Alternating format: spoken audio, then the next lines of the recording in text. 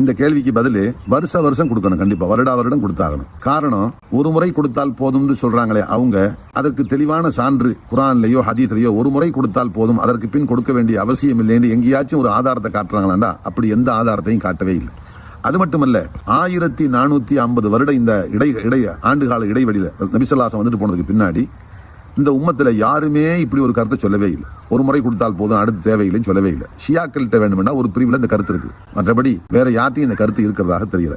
அதுக்கு மாத்தமா ஹதீஸ்ல பாக்குறோம், அபூதாவுதுல 1342 சஹீஹான ஹதீஸ். அந்த ஹதீஸ்ல பாக்குறோம், ஹதரத் அலி ரலியல்லாஹு அன்ஹு அறிவிக்கிறாங்க, வருடா வருடம் ஜகாத்து கொடுக்க வேண்டும் என்று நபி ஸல்லல்லாஹு அலைஹி வஸல்லம் கூறினார்கள். தெளிவான ஹதீஸ், வருடா வருடம். அப்புறம் இன்னொரு ஹதீஸ் அதே அபூதாவுதுல 1349 ஒரு 6 ஹதீஸுக்கு பின்னால பாக்குறோம், ஒரு ஹதீஸ் வருது, 3 தன்மைகள் யாரிடத்தில் இருக்கிறதோ அவர் ஈமானுடைய சுவையை கண்டுகொள்வார். முதல் பண்பு, வணங்குவதற்கு தகுதியானவன் அல்லாஹ் ஒருவன் தான் என்று அறிந்து அல்லாஹ்வை மட்டுமே வணங்குவது. 2, திறந்த உள்ளத்தோடு வருடா வருடம் ஜக்காத்து கொடுத்து வருவது.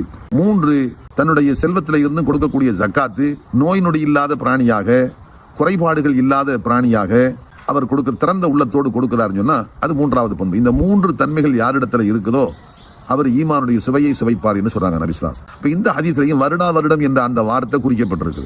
இன்னும் நபி ஸல்லல்லாஹு அலைஹி வஸல்லம் அவங்கள்ட்ட ஒரு பெண்ணு தன்னுடைய மகளை அழைத்து கொண்டு வந்த போது அந்த பெண்ணுடைய மகளுடைய கையில 2 காப்புகள் இருந்துச்சு.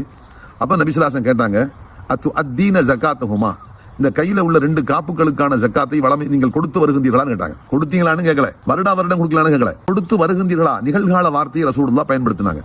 அப்ப அந்த வார்த்தையும் சொல்லுது என்னண்டா, ரசூலுல்லாஹ் கொடுத்தீங்களான்னு கேட்டிருந்தா ஒரு முறை கொடுத்தா போதும். ஆனா கேட்ட வார்த்தை கொடுத்து வருகின்றீர்களா என்ற அந்த வார்த்தைக்கு வருடா வருடம் என்றுதான் விளங்குது. இப்படி பல சான்றுகளை முன் வச்சு பார்க்கும்போது இஸ்லாத்துடைய ஒட்டுமொத்த உம்மத்தினுடைய ஏகோபித்த இஜ்மாவை பொறுத்தும் பார்க்கும்போது வருடா வருடம் ஜக்காத்து கொடுப்பது தான் சரி என்று விளங்குது.